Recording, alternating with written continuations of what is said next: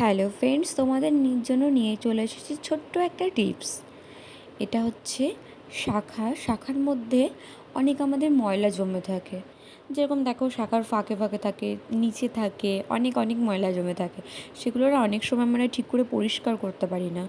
Brush দিয়ে পরিষ্কার করি, সাবান, অনেকজন যাই দিয়ে পরিষ্কার করা হয়, কিন্তু সেরকমভাবে না পরিষ্কার হয়ে ওঠে না শাখাটা, সেই দাগটা থেকেই থাকে। তো তোমাদের জন্য আমি একটা ছোট্ট টিপস দেবো আজকে, তোমরা ট্রাই করে দেখতে পারো বাড়িতে। খুবই ভালো পরিষ্কার হয়ে যায়, আমি ট্রাই করেছি, তাই ভাবলাম তোমাদের সাথেও এই ছোট টিপসটা শেয়ার করি, তাতে তোমাদেরও উপকার হবে।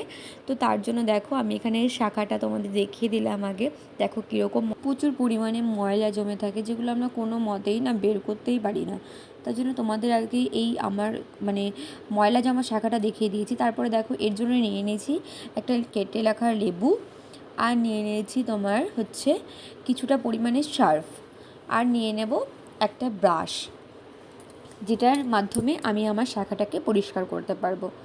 তো তোমাদেরকে এখানে উপকরণটা দেখিয়ে দিলাম, খুবই সিম্পল উপকরণ, খুব বেশি হ্যাপা নেই, তার জন্য অত খাটতেও হবে না, ঘরেই পেয়ে যাবে।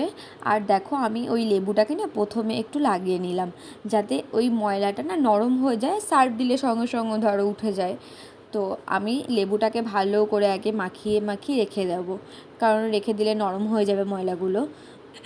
দেখো, আমি দু হাতেই মাখিয়ে নিচ্ছি, তারপরে একটু সার্ফ দিয়ে আবার ডলে নিচ্ছি। দেখো, এরপরেই তোমরা বুঝতে পারবে যে আমার শাখাটা আস্তে আস্তে কীরকম পরিমাণে পরিষ্কার হয়ে যাচ্ছে। একটু সার্ফ নিচ্ছি, একটু নিচ্ছিলাম, লেবুটা সার্ফের পরিমাণটা কম নিয়েছি, লেবুটা একটু নিয়েছিলাম।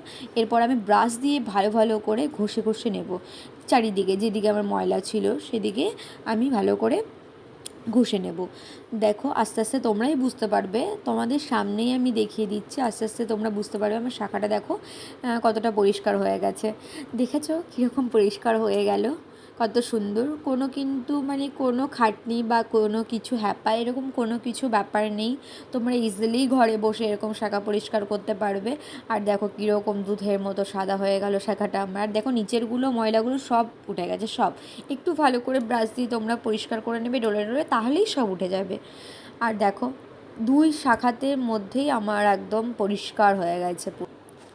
আর কমেন্ট সেকশনে জানিও তোমাদের এই ছোট্ট টিপসটা কেমন লাগলো।